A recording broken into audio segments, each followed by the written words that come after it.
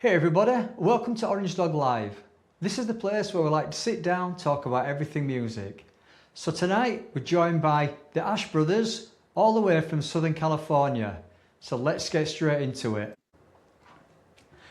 So hi guys, how are you? I'm doing good. How you doing, Mark? How you doing? Yeah, good man, good. Whereabouts are you at the moment?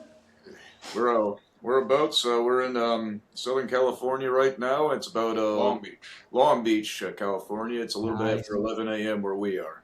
Nice. Well, I'm freezing cold, so if you hear a buzzing sound, it's my heater going because it's just so cold. No, well, hey, we understand, man. We know the pain. We do know the pain. Right guys, so what have you been listening to lately? It's always kind of all over the place because we're working on a new album right now, and whenever we do that, I'm the primary songwriter. I'm Connor. Yep. I'm what you've been talking to mostly, and this is my brother Ryan. Cool.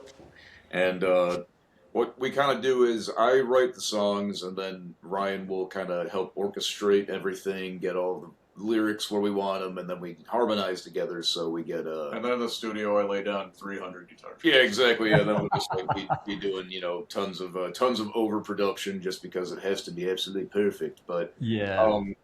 I do a lot of listening when we are in the process of writing because that's the best way for me to really get the creative juices really flowing. And our main inspirations, I would say, overall with our songwriting are probably we got a little Simon and Garfunkel, a little Crosby, Stills and Nash for the vocal side of things, and then musically, sonically, I'd say we're mostly inspired by the likes of the Grateful Dead, Pink Floyd, a little bit of the Beatles in there too. So, And we're always listening to that stuff, Yeah, We yeah. go back to that stuff, and just it's on constant rotation in some form or another. Yeah. As far as like new stuff goes, um, we just like guitar composition wise, just started listening to Delicate Steve. he's awesome. Because we saw a song featured in one of the episodes of Ha Ha You Clowns. On HBO, yeah. Which is a goofy cartoon that just kind of started on YouTube and now it's over on there. And we just started like, wow, why does that sound so good? So we started kind of listening to him, and he's cool. He's cool. He's got some neat stuff. But yeah, what else? Because we've been listening to a little bit of George Harrison and kind of like solo work from George Harrison, and we just put a song on the album called "How Does Love" that's largely inspired by some of George Harrison's solo work. Yeah. What else? There's got to be other stuff. Well, I've been listening to a lot of My Morning Jacket. We love jam bands too, so a little bit of Pigeons Playing Ping Pong. Those guys kind of like popped out. End the song already. Yeah, I know. Yeah, exactly. Like each song's about 20 minutes long, and for they are great though. They're very good. That's the stuff Wow. that's what we're playing live. It's always good to just have. I love long instrumental breaks, but I love good vocal parts. So yeah, we're kind of all over the gambit. We love the band. Robbie Robertson, huge inspiration. Yeah. It's kind of hard to nail it all down because we love the sounds of alternative rock, psychedelic rock, and then we'll just write a folk song. So we just kind of stick to whatever. It doesn't really matter what the genre is, If we like the style, then we like to write songs in that style. So Yeah, because I've been listening to your album. When was the last album? 2000 and when was it? That's been a while. I think it might have been 2019 if I'm being when it was released. We're trying to get off the arses and get more. Yeah, because we are recording more. We are actively we got new tracks ready to go. I think I just want to record maybe like 2 or 4 more tracks, and then we'll be ready to get this new one out. So Yeah. When's that coming out? So I don't know exactly yet, but the plan is to have it out at some point this year, and I think that's not too lofty a goal. So ideally by spring, but if it's by summer, we won't be too mad at ourselves because we just want to make sure I don't want to be one of those guys who's like, oh, we're such perfectionists, but we are the guys that we're just like, sounds like this. So you gotta have what you want before you put it out. That's true. So where do you get your influences from then? And what kind of music did you listen to when you were growing up? Alvin and the Chipmunks. Alvin and the Chipmunks. It's funny. It's funny because when we were growing up, gosh, right, like we didn't really have too much of a concept of what like good music was. Our dad, because we're twins. Our dad really enjoyed the Everly Brothers, Simon and Garfunkel, the Eagles, John Denver, a lot of John Denver. He did like John Denver a lot too, and we always thought that stuff was good. He even listened to the Kingston Trio a little bit, which you don't make jokes about the Kingston Trio. Which, according to the great and late Jerry Garcia, you don't make jokes about the Kingston Trio, so you got to take him seriously. We didn't know that until it was too late. He's Jerry there. Yeah, but it's anything with harmonies really struck us, you know. Yeah. And it wasn't until we started playing guitar. We're both 33 now. We started playing guitar when we were about 12. I want to say like closer to 11.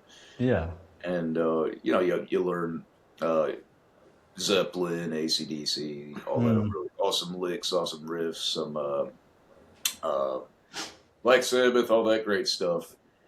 But what really resonated with us was when we first just started listening to like the Beatles and the Stones and Crosby, Stills and Nash, and then you start listening to concept albums all the way through because you go, oh, what's this little piece of music here? That's kind of weird. Like if you listen to a Pink Floyd album, not in order, you're just like, well, what the hell is that? I don't really get it. It's like, was that a song or was that a part of something else? And well, it actually took me a while to kind of get into the Beatles because I wasn't listening to them right. Like I was like, yeah, they got some good songs. They got some good songs. But then, of course they have good songs. They have some of the best songs. But then you listen to the album, cover to cover, and it totally changes for you. It's like, oh, yeah, like the switch flips in your head. Yeah. Listen to your album, and I could hear like a lot of more 70s kind of sound coming out. Like a bit of Creedence, maybe. America, like you say, Crosby, Stills and Nash. I don't know, I just got that kind of sound, that vibe from it. I love that kind of era music anyway. The 70s for me were the best. Yeah. Well, of course, we're biased in that regard too. But we were born in the '90s, so it was before our time. But I'm only just in the 70s. I just about remember them, but not by much. How old are you, Mark? If you don't mind me asking, how old are you? I'm 55. Okay, well, you know what? You don't look a day over 35. Oh, thank you. It's the blurred screen, I think. You have much better lighting than we do. Yeah, exactly. That must be it. Our lighting's pretty true. We look like vampires over here. What, in the California sun? Yeah, right. Yeah, under the LED lighting. Trying to get that tan back after being in Chicago for so long. I tell you. So, what got you started? Wanting to play and get into music? We have to pick up a guitar and start singing, maybe. I think I will answer this one. Yeah. Cool. So when we were little kids, Connor always was the one who said, "I want to be an electric guitar player," and I think that he said that when we were like probably 3 or 4, 6, 7 years old. No, but like but when we were probably in elementary school, he said that, and of course, I didn't even know at that age like what he was even really talking about. So I was like, I know what a guitar is, like that back in those days we would like go to church and stuff. So I've seen, people playing a guitar, music school, like music teachers playing guitars and all that stuff. So I was just kind of like, okay, well, I guess that's what he wants to do. And then we played a little bit of piano growing up and learned a little bit of that and kind of took a natural proclivity to it. It wasn't like, oh, I need to go practice the piano, like I'm compelled to practice the piano. But like we were okay at it, it was something that we weren't bad at. And then we I guess it probably came when School of Rock came out. And this is most people, because that kind of came out at the perfect time, The kids in the movie were, I think that they were 10 or 11 years old, and that was how old we were when we saw the movie. So we were just like, well, geez, if these kids can do it, then like we can.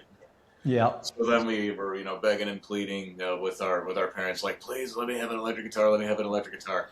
And they said, and my mom said, she said, okay, but you have to get good grades and you have to save the money. I'm just like, well, I don't have a job, I'm a fifth grader. And she was like, well, like if you get like birthday money and stuff, like save. Yeah. It was a long and arduous process. We made it work. Yeah, and then we were obsessed with playing the electric guitar, and we were playing it like this, just like with it on the lap and like using the phone. Oh, really? Yeah. We didn't know how else to do it. So That was how it started. I started taking lessons soon after that, and we had a great teacher, a guy in Bolingbrook, Illinois. His name's Guy Shelley, absolute sweetheart of a man. And he was always so into the classics, and he was kind of just like, what do you want to learn today? And I would go, I don't really know. So he would just kind of show us new music that I, of course, had never heard before, but I thought was absolutely compelling. Yeah, And introduced us to Boston and Skinner and like all those guys. Yeah. So that was a lot of fun. he taught us to play by ear, so that was able to get us into more of a setting of understanding how to listen to others and know kind of when to contribute as opposed to just always, playing and shredding and strumming and making as much noise as possible. So I hope we're answering these questions, by the way. I know we No, absolutely. Absolutely. Absolutely. When did you get your first band together then? Was that in school or? Yeah. The first band. First band was a group called Runaway Freight Train, and we were doing a lot of real classic rock covers, and a lot of the stuff that was kind of the industry standard for tribute acts, as it was in the Chicago area. And of course, we played like Don't Fear the Reaper and stuff. Yeah, we'd be out and bring like Blue Oyster Cult and all sorts of cool stuff like that. Yeah. We were 14 when we got our first band together and had our first show in front of people, so we started performing for people at age 14, and it's just been going consistently since then. And then we started playing full time as professionals, probably about 10 years ago. So did you go to college? You study music in college or school or anything? No, I took a class that was technically it was required for either arts and humanities, which was a music class, but it wasn't really a class where you had to have any prior musical knowledge. It was more kind of like appreciating music in various cultures, and I definitely made a connection with my prof in that class. He came out to see us play a few times because we were gigging a lot still in college and jamming every Wednesday night at a spot in Iowa City called the Yacht Club. I hope it's still there because we were there every Wednesday night. It is far from a yacht club. It's about the most grungy underground dive bar you can have in a place like Iowa City. But we liked it, and we went there every Wednesday. No matter how cold it was, we would grab our guitars and basses and just walk into the frigid cold wind and go grab some cheap PBR and play until way too late in the evening before getting up for school the next day. So we played a lot in college, but we didn't officially study music, So then you started doing covers. Yeah, so of course the thing that's always fun about college is, if you do play guitar, you start off as that guy who starts bringing his guitar to the party. No. The party came.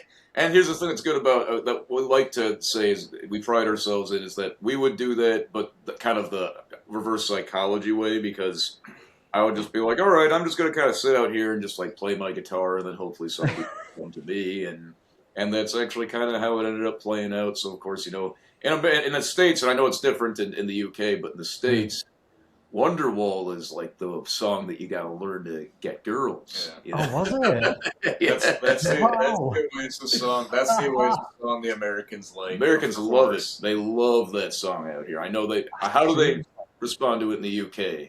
Yeah, it's a bit of a sing-along one. At these stadiums, when you go and see Oasis, it's a sing-along one. Yeah. But it's not as popular, probably. No, it's not. For getting girls over here than it is over there. Yeah, it was huge over here. So that was one of the first ones that we kind of started learning. But we started learning a lot of folk music in college. We were harmonizing a lot more. So anything from kind of like the 2010s era, that kind of like early stage of like folk rock, little Mumford & Sons, Lumineers. And we played a lot of Mumford & Sons. We got real into them in college. So another UK band. Great band. I still like them, but me and my roommate, we were like obsessed with them back then. Yeah, kind of the older stuffs. More the first 2-3 albums are. Absolutely, yeah. I don't know, they've kind of not lost their way a bit, but they need to go back to the roots, I think. Yeah, I think so too. It's gotten a little more streamlined, and there's nothing inherently wrong with that. But yeah, we were actually watching some of their stuff the other day, some of the takeaway shows, and I'm just like, man, this was a cool time to like be in college and see like kind of independent musicians. Like that really was a cool time. There was a lot of cool stuff going on. And so that just kind of kept us going, kept us listening, and mingling with others. And you start just by doing some acoustic stuff because it's easy to cart around an acoustic guitar and do a little bit of jamming with friends and singing. And Then afterwards, you start bringing in the big guns and lugging way too much gear when you don't have a car way too far. So. So have you done like a few like tours then around the states, or is it just kind of basically around California? At this point, we kind of stick to California and Illinois. So we jump between the Midwest and Yeah. the far West. And, there have been some states that we played Yeah, in playing between. Colorado and Arizona as well. But Yeah. we want to be doing more touring as things kind of start picking up. We're really trying to get that momentum rolling this year. A little over a year ago, and I'm actually repping out. I'm wearing the shirt. This is I know. I see you both got the t-shirts on. this is actually a shirt that we had made for our Ireland tour, and we played in Ireland. Did you? Yeah, last fall. September of 2024. We were there really? for a couple of weeks, and we played I think 4 or 5 shows while we were there, and we brought a bus load of Americans with us, so we had about 30 people. And it was a good group that was divided among Illinois folks and California folks. And so our California people met our Illinois people, and they were proclaimed ashholes. Yeah, that was I've seen that. Oh yeah, I've actually yeah, seen that was where we discovered our Finn's nickname, which would become ashholes. And some That's people great. don't love it, but most people have kind of taken quite fondly to it. I think people That's did. good, actually. Yeah, that's good. I like that. Our buddy Where did you Justin. play in Ireland then? Whereabouts? So we landed in Dublin, and then we hopped on the bus and actually started all the way over west in Galway, and then just kind of started making our way back over. So we did Galway, Killarney, and Dublin actually. So yeah, a couple wow. of shows. in Killarney. Yeah, like- Good times, yeah. Yeah, some clubs and pubs. And I love Galway. That was our second time there, and what's funny, Great town. and I say this all the time. What's funny about we're Irish ourselves, of course. So there was there was kind of a drive to get to the homeland and play, Yeah. so to speak. And something I find interesting about the culture in Ireland is that they have like such a great thing going that, in my opinion, in Galway, their music scene could rival that of Nashville's. I don't know what's going on Oh, in the really? Yeah. songwriting perspective, but it's a great, great scene. And I told a couple of Irish people that it might even be better. I mean, it's wonderful. The music everybody's playing, how much the audience gets into it, and the guy I was talking to was like, "Oh no, there's no way it's better than the United States." It's like, well, I mean, have you been to Nashville? He's like, "Oh no, but I've heard it's great."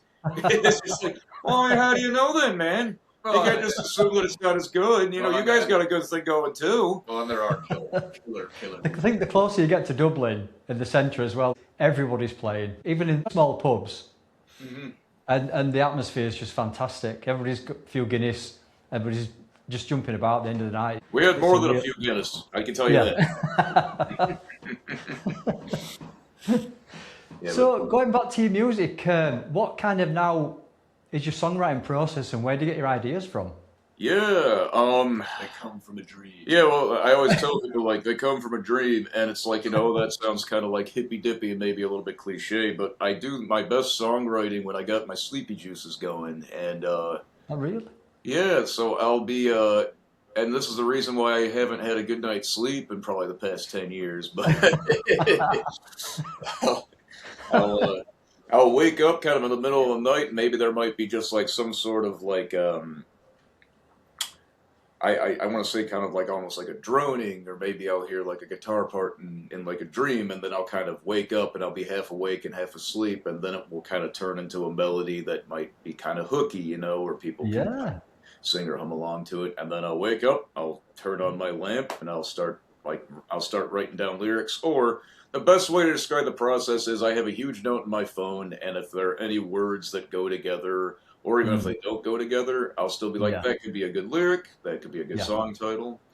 And if I come up with a melody, a vocal melody and or a guitar part, as just a chord progression, I'll think, okay, I'll go and look at my notes and I'll say, what's a good potential title for this? What's a good working title? And usually if I pick a working title, I'll put it up there, and then the words will just kind of start coming because I already kind of have the melody going, and I'll start just spouting nonsense, and maybe in that nonsense I'll hear something that compels me, and I can shape it into something that actually means something to me lyrically, and hopefully to other people as well.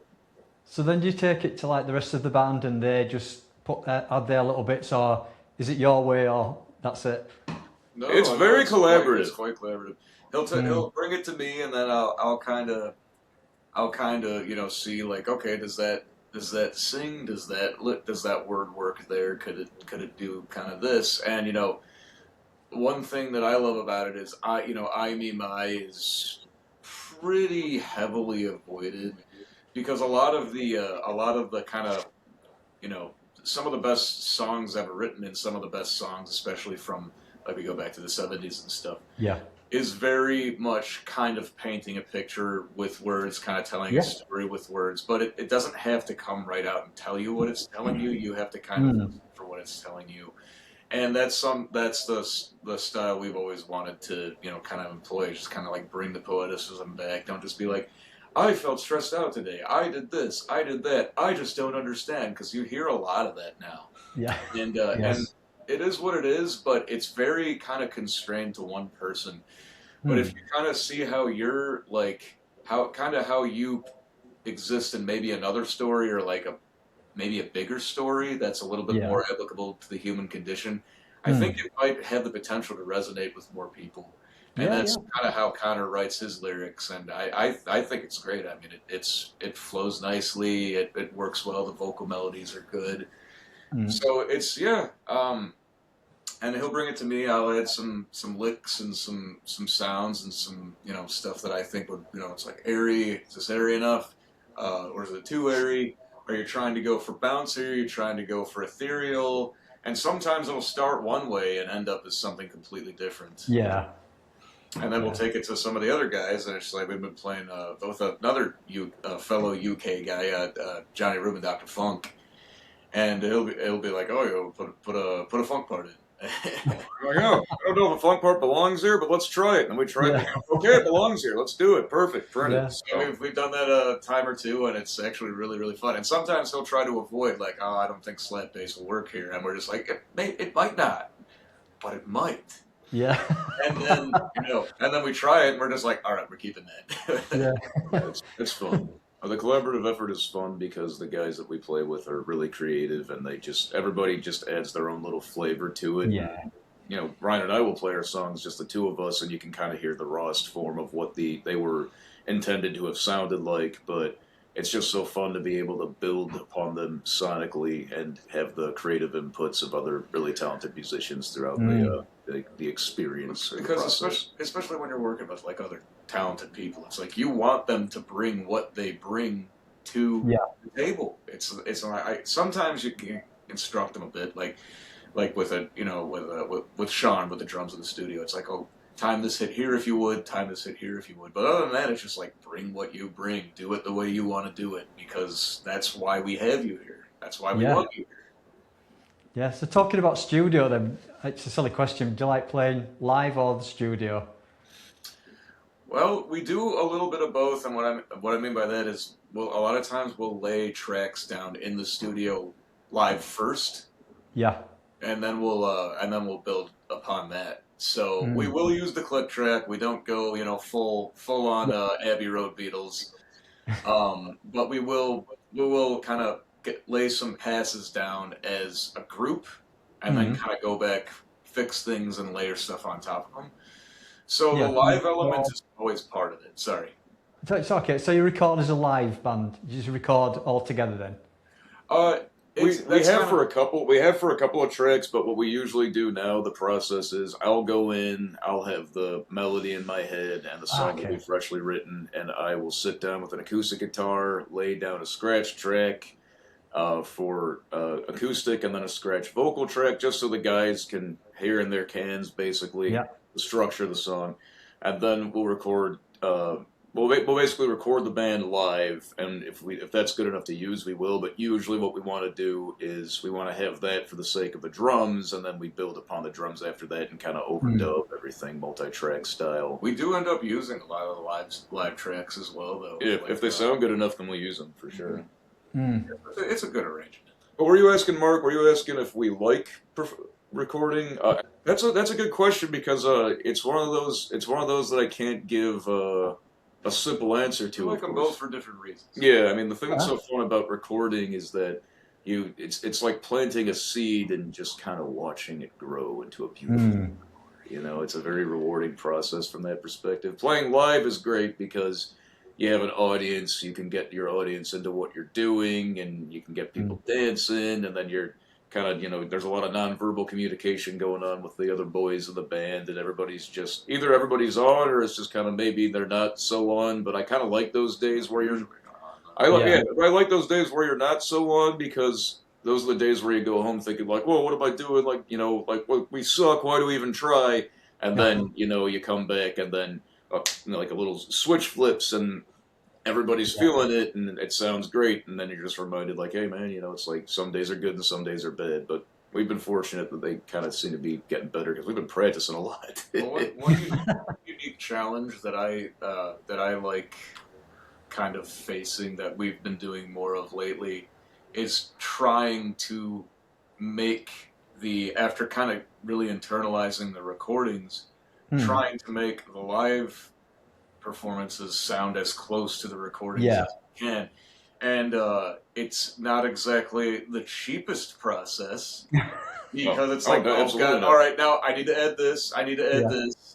And so we haven't added too much, but I think that there's been a couple of occasions now where we've been getting a lot closer because we've been using some vocal effects in the studios, and we just started working with vocal performers, some boss vocal performers, and then we try not to, you know, lay it on too thick, but it does add a cool layer to it that's been a lot of fun to mess with. Yeah, it's so much fun. So have you got like stuff planned for this year? I know we'll be going back to Illinois and doing some stuff there. I wouldn't be surprised if there was a couple of fests in Illinois for the summer, but it's one of those things where it could always change, and who knows, maybe in, you know, the later summer months, later fall, we might even find ourselves kind of strewn about the West, maybe going to, who knows, Oregon, maybe Montana, maybe Colorado. Just depends on where it takes us. Wow. The biggest one that we did that was most of where we traveled the most was up north. We played at the June Lake Jam Fest, which is really fun. That's up by Mammoth Mountain, and it's just kind of a big like hippie dead fest. And yeah, it was a good time. It was a lot of fun. So I'm trying to kind of just do more stuff like that because you always meet great people to collaborate with, and you make lifelong friends. We still have people we talk to that we met there, so that's always a good. It's always a good environment. So when's your next time over in England then? Are you coming over? We would love to because Johnny was talking about doing something, going back to England and playing in the summer. I don't know if that's going to happen this year, maybe in the fall, but I would love it to happen in the next year or so. Where are you located in England again?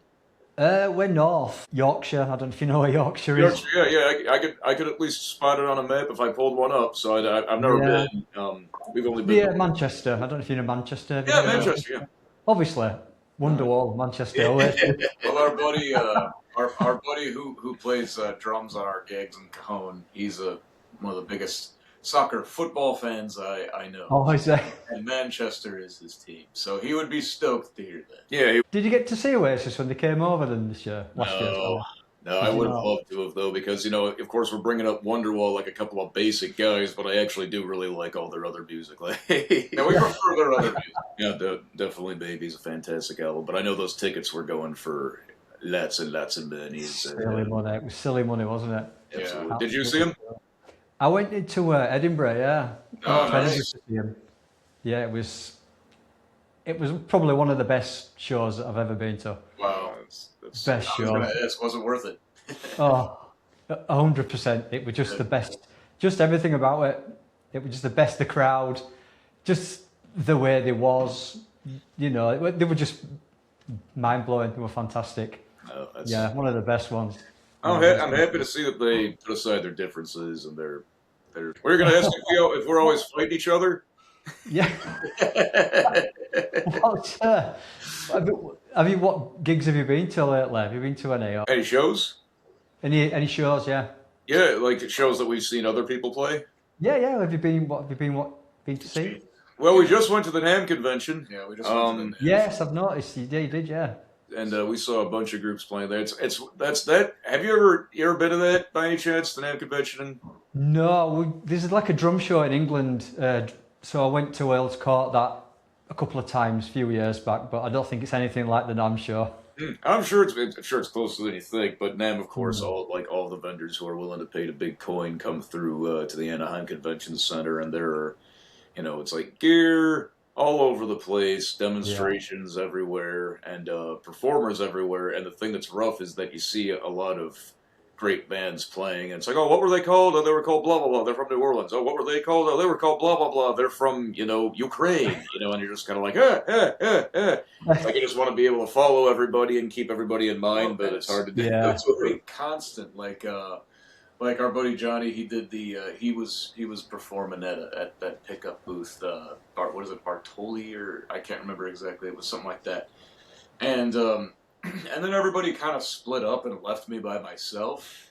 So I'm just like, okay, well, I guess I'm just going to walk this way. So I wandered a block or so, and, then you go to a booth and, Marcus Miller is playing for people. So it is kind of like that. You stumble into this and you see these performers, these huge performers just like, feet away from you.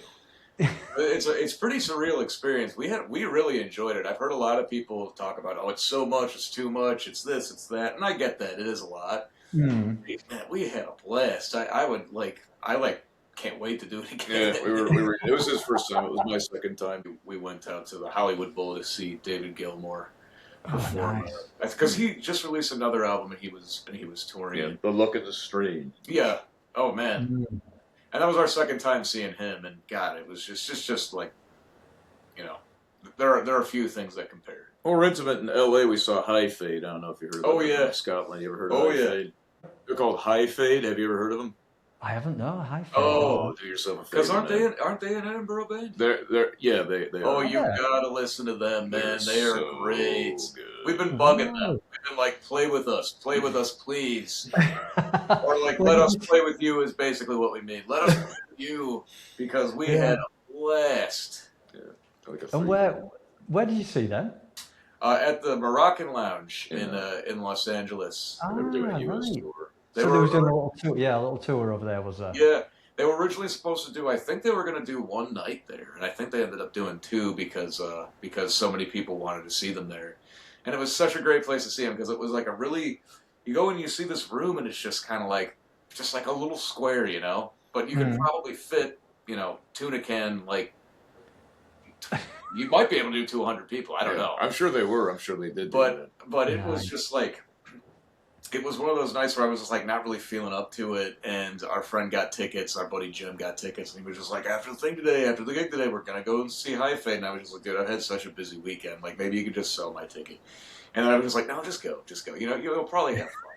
Yeah. And it's like we go to this place, and I'm like a zombie, but I'm just like I'm dancing my ass off because like I can't not. I'm just like I have to dance to this. Like I have to.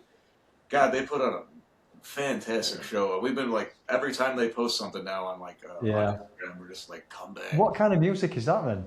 It's largely rock. It's largely rock and roll and funk. So wrong. Yeah. That's the new genre right now. Yeah, I mean they're doing great on Instagram. They're really, really, really killing it. And they did a lot of busking. Check them out. Definitely check them out. Do yourself. You'll love it. Yeah. You'll love it. Yeah. It's a lot of like what they're doing a lot more of lately. I'm hearing a lot of almost hearing a little bit more like Deep Purple influence, but they are very funk oriented. But they just they shred, and their energy is just insurmountable. Power trio, absolute power trio. They're insane. So we're always telling everybody about them. So and we I've never heard of them. Never heard of them. I don't know why. I think it should have popped up on my feed on my Instagram, but I don't know why it's not. I'm surprised it hasn't, because they're making waves. Well, they'll become your next favorite band. I'll put it this way: if I wasn't wearing this shirt, I'd be wearing theirs. Yeah, it's true. It's true. No, we're big fans. Are you guys up for playing a song? Yeah, I think we are. Hand? There's a new song that we actually just wrote that Ryan was actually telling you about a little bit earlier. Kind of came to me when I was listening to All Things Must Pass. and I've just been obsessed with the tune "Beware of Darkness." I've just been Right opening after up this, the- listen to it. Beware of darkness is what it's like. We can't stop listening. Your channel, take care, beware, falling swingers. It's just like they had Eric Clapton on it. It's a killer track. Wow. It's beautiful. So I was listening to it a lot, and we had to get this song done because the studio session was at 11 a.m. on like a Tuesday. Well, I got up at about 5 a.m. on that Tuesday to finish the song. And after listening to that song, I was just able to like really get it to come together. So this song is called "Hot as Love," and I'm going to do my best. We just had a long weekend of gigging, so our voices might be a little. All right. 1, 2, 3, 4.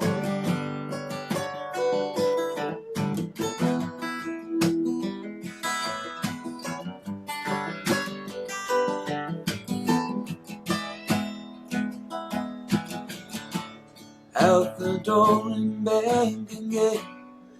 Let go of pleasure, letting go of all of my pain. You know it now by a different name. The same thing that you wanted all this time.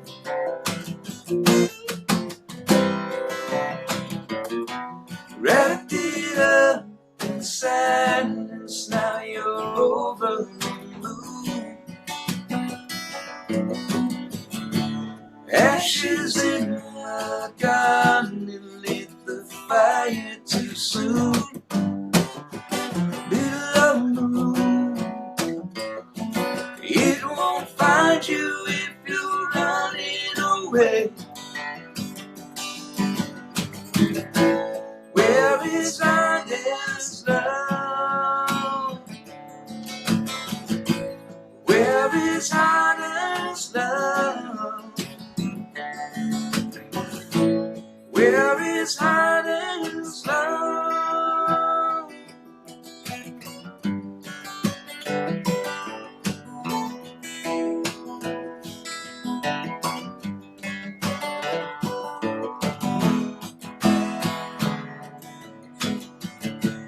You can bow and you can kneel. It's so much harder thinking than it is to feel. You know it now, your fate is sealed. The reason realized not upon the right.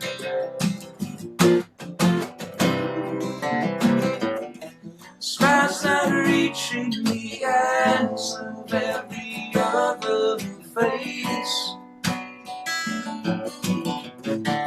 Happiness is for sale, and now it's been replaced. Oh, no more space. It won't find you if you're hiding in the darkness. Where is honest love? Where is honest love? Where is honest love? But it's not enough when no one's as thin as your faith. It could still be saved.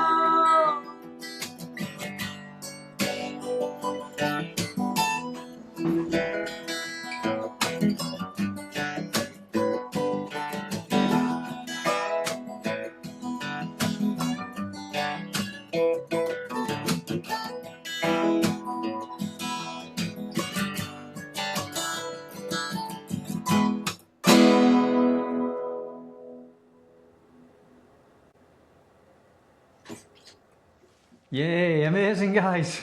I love that. Is that your new song?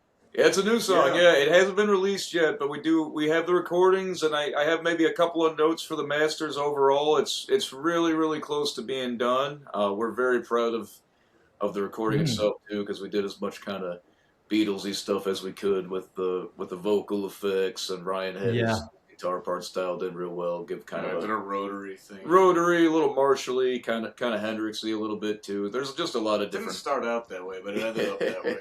There's a lot of different sounds going, but that's a fun thing about writing songs is that you can play them in the rawest form on acoustic guitar, and then you can just decorate them like a Christmas tree, you know. Yeah, is it an acoustic song then? No, I wouldn't. Yeah, I wouldn't call it an acoustic. It's one that can translate very well to the acoustic sound, but the recording itself is definitely more electric. Kind of everything that we're doing for this album is there's maybe like there's one folksy song we have so far that's kind of acoustic. The rest of it's just kind of rock and roll, man.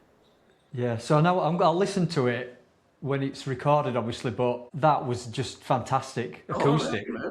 I'm glad you like it. Just amazing. Obviously, the harmonies, I love the harmonies. You harmonize so. I just had coffee. Our voices are. It was gig and then Nam show and then gig and then gig, and it's just like we've been doing a lot of yelling. Yeah. My voice is not up to spunk here, but I hope it was. Yeah, you could definitely hear a few like a Beatles in that one, and maybe the band. You can definitely hear it. Bit of America, definitely that kind of vibe. I love it, man. Yeah, definitely. But that was just fantastic, honestly. Thank you, brother. Oh, thank you. I mean, I wish you'd come over to England. Well, you know, we're gonna have to for sure. Do me a favor, because when we're done, I know that the extensions are a little bit different, but why don't you just shoot me your phone number, and I'd love to stay in touch with you, man. It's been definitely, absolutely, I will. You should listen to a band from England. They're not massive, and they're called Memorial. Okay. Memorial, okay, I'm gonna write it down. It's just two guys, and they do all acoustic. But it's the harmonies as well. They're just amazing band. I saw them in an old church once. I was just blown away. It's just so good. No, that's always really cool when you can kind of just see someone playing in like a event like that, just like a old cathedral with the killer acoustics. It's just like wow. We don't have a ton of that here. You know, the oldest buildings we have, are like 1800s. Yeah, which we think are really old, but it's not really old. Of course, they're older than that, but like not too much. Well, guys, thank you so much for coming on. It's been brilliant. I'd love talking to you. I'd love to meet up here sometime if you get over here. That'd be amazing. Absolutely. And if you ever need or if you're playing in Ireland or something like that, I'll pop over because it's not far. It's about an hour on the plane, if that. Okay. Oh, that'd be great, man. Well, that'd be great. It'd be great to come and see you actually play live. I'd like that so much.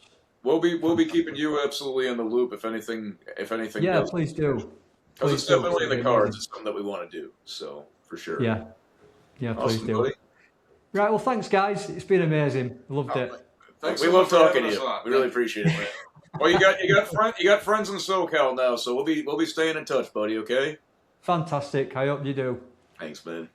Cheers, guys. Thank you so much. New Year. Much love, bud.